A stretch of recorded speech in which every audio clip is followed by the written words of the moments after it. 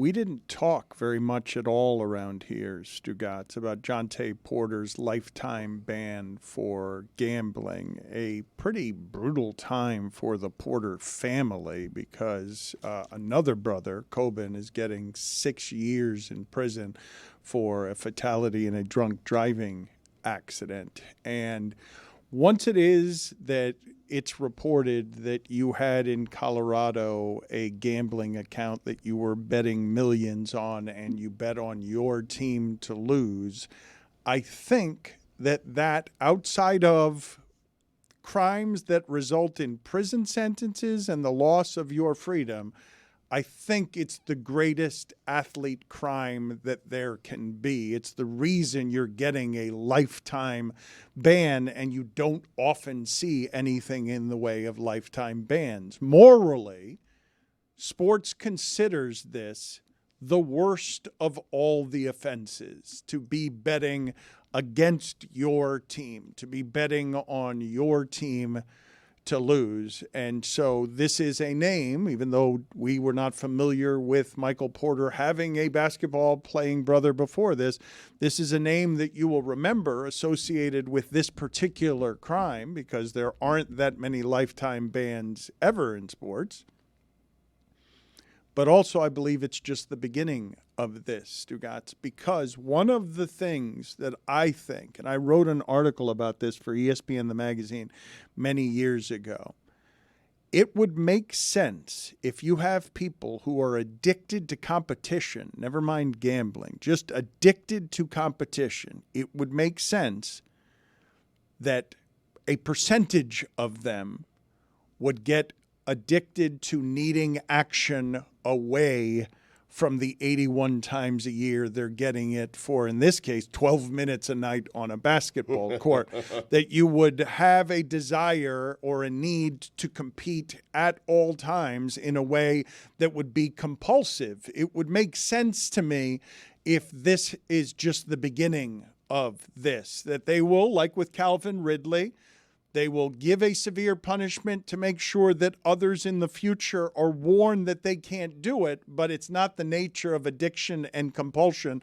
to be able to control it when you're somebody who has a problem with addictive personality disorder or just need action away from things. I think, Stugotz, you've noticed with young people in general, there is a need for more stimuli. There is just in general a need to get more from life than what you presently are doing at your job. And in this case, he was betting so much, Stugotz. It's not just millions of dollars, which was a lot. He was making so many bets that there was clearly a problem with how much he needed competition, action. Well, I don't know about you guys, but in this room, we are of the consensus that perhaps if they threw out a potential lifetime ban for things like, I don't know, sexual assault or domestic abuse or anything like that, then maybe we'd take those crimes a lot more seriously. But I think when you go to the competition-aholic angle here and say, you know, that's where the gambling problems come in, I think where people have a hard time believing or understanding this, and this is even NBA players, like, your competition desire, it's like those are fulfilled by competing to make the NBA. You have already accomplished a lifetime dream for so many other people, and you're going to risk it for what, a couple $100,000? That's why you got to the NBA, for the money, because there's so many other ways to cheat for money. And so the idea, if you want this competition, go ahead and compete for a starter spot, my man. Go ahead and compete for something else to make you the best that you are, and then see if you still have that itch to compete or to get, you know, those bets off, rather. Do you guys worry that the NBA was too strong, too harsh with this penalty? Because you set a precedent here. So whoever gambles on their own team is going to get a lifetime ban. Yeah, if Giannis does it, he's getting a lifetime ban. It was perfect. The that NBA it was sure. A Jontay Porter. I know, but are you sure the NBA really wants to go down that road? Because who knows who's doing this? This precedent's been set before, though, in other sports, correct? You can't do this. This is something that is, everyone knows this. This is not something that is allowed, and the punishment is the heaviest. And when you say, morally, what does this say about other crimes committed? What it says is that those crimes that these leagues don't believe impact the integrity of the product on the court or on the field the way that this one does. They're telling you what the most important thing is to them by the severity of the penalty. And the answer to your question is yes, if Giannis was betting like this, he would never play again.